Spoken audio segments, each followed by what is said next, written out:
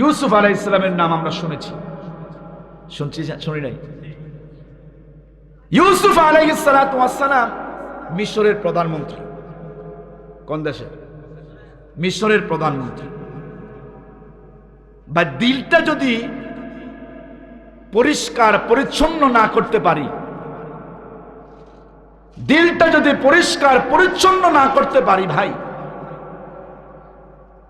গুনার আবর্জনা নিয়ে যদি কবরও যায়, কবরও শান্তি নাই, ঠিক কি না? আর অন্তরটা যদি পরিষ্কার পরিচ্ছন্ন করে গুনাহমুক্ত করে আয়নার মতো ঝকঝক ফকফকা করে যদি আল্লাহর কাছে যেতে পারে, আল্লাহ বলছেন এ কলবে সালিম ওয়ালা মানুষদেরকে আমি আল্লাহ বিনা হিসাবে জান্নাত দেয়া দেব। ইউসুফ আলাইহিস সালাম মিশরের প্রধানমন্ত্রী।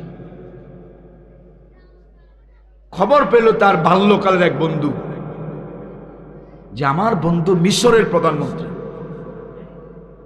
বাল্যকালের বন্ধু সিদ্ধান্ত নিলেন আমার বন্ধু মিশরের প্রধানমন্ত্রী, বন্ধুর সাথে দেখা করব। কি করব? সেই হলো একজন গরিব অশিক্ষিত বাল্যকালের বন্ধু।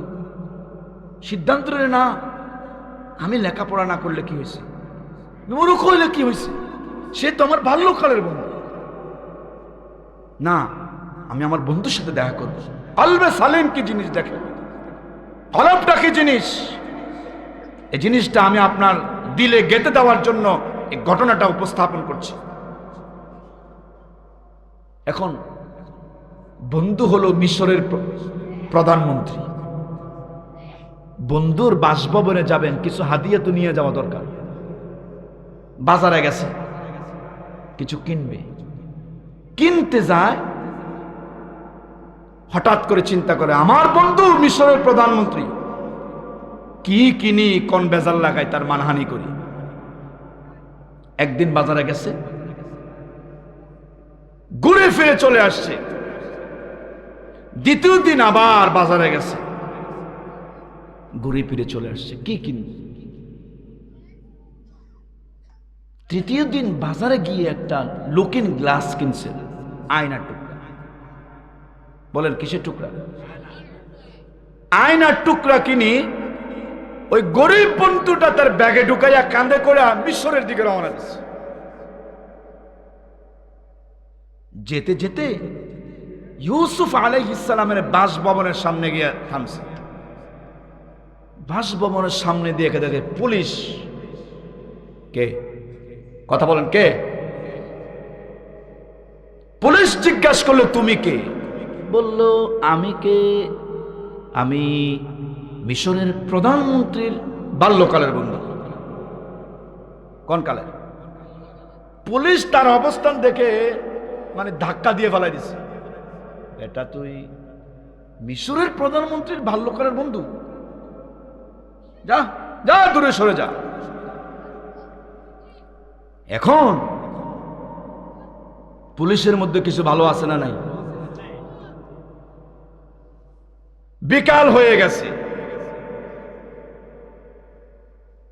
কিন্তু তাকে পারমিশনও দেয় না ঢুকতেও। এক পুলিশ আরেক পুলিশের কয় এই যে লোকটা বলতেছেন ইউসুফ আলাইহিস সালামের বাল্যকালের বন্ধু, আচ্ছা তার নামটা কি, তার গ্রামটা কোথায়, তার বাড়িটা কোথায়, তার অ্যাড্রেসটা একটু নেও না। এই অ্যাড্রেসটা ইউসুফ আলাইহিস সালামের কাছে গিয়ে আমরা বলি, যদি চিনতে পারে তাহলে আমরা তাকে বাসভবনে আনবো। সুবহানাল্লাহ বলবেন। তার নাম বলা হলো, গ্রাম বলা হলো, ঠিকানা বলা হলো। একজন পুলিশ ইউসুফ আলাইহিস সালামের বাসভবনে গিয়ে ডেকে বললেন ইউসুফ আলাইহিস সালামকে যে আপনার এক বন্ধু পরিচয় দিচ্ছেন, তিনি সকালবেলা এসে দরজা অপেক্ষা করছেন, তার নাম, তার গ্রাম, তার বাড়ি, আপনি তাকে চিনতে পেরেছেন? হযরত ইউসুফ আলাইহিস সালাতু ওয়াস সালাম ডাক দিয়ে পুলিশকে বলছেন, পুলিশ আমার বন্ধু কখন এসেছে, আমার বন্ধুকে তাড়াতাড়ি আমার বাসগৃহে প্রবেশ করা। এবার এক পুলিশ আরেক পুলিশের কাছে চাকরি গেছে, চাকরি কিনা এই যে ধাক্কা দিয়ে ফেলাইছি, ইউসুফ আলাইহিসসালাম তাকে বন্ধু তাকে বলে ঘোষণায় দিয়েছেন, এই যে সকালবেলা ধাক্কা দিয়ে ফেলাইছি, এখন গিয়ে যদি ইউসুফ আলাইহিসসালামের কাছে কথা বলে চাকরি তো গেছে।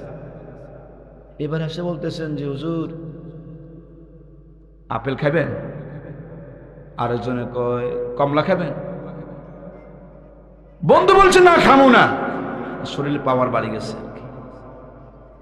কি কয় খাবো না। আল্লাহ রাস্তা মাফ করেন, আপনার বন্ধুর কাছে গিয়ে আমাদের এ দুরবস্থার কথা বলিয়েন না, ক্ষমা করে দিয়ে। আচ্ছা, হযরত ইউসুফ আলাইহিস সালাতু ওয়াস সালামের কাছে সেই বাল্যকালের বন্ধুকে নেওয়া হলো। বন্ধুর পাশে বাল্যকালের বন্ধুকে ইউসুফ আলাইহিস সালাম বসতে দিলেন। এবার বন্ধু ইউসুফ আলাইহিস সালাম বললেন, ও আমার বাল্যকালের বন্ধু, তুমি যে আমার কাছে এসেছো, আমার জন্য কি নিয়ে এসেছো?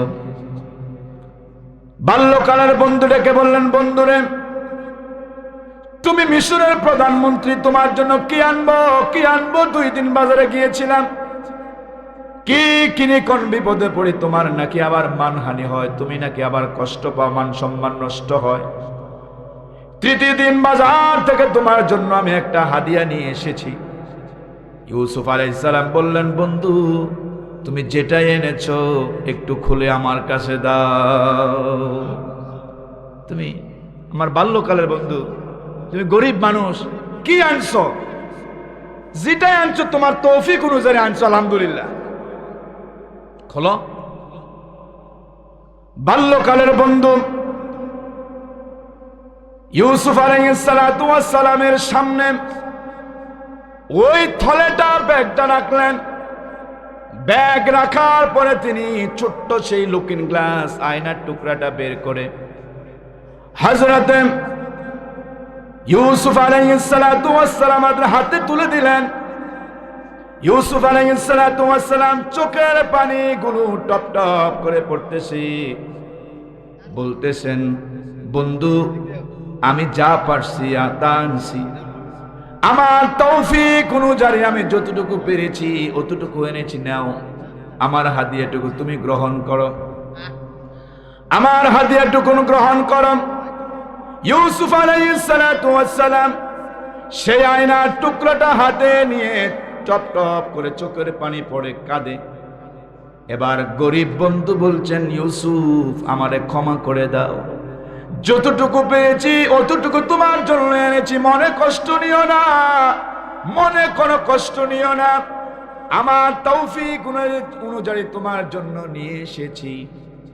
ইউসুফ আলাইহিস সালাতু ওয়াস সালাম ডেকে বললেন, বন্ধুরে তোমার এই ছোট্ট বুড়ো কোন দেখে আমি কাঁদি না, আমার একটা কথা মনে পড়ে গেছে।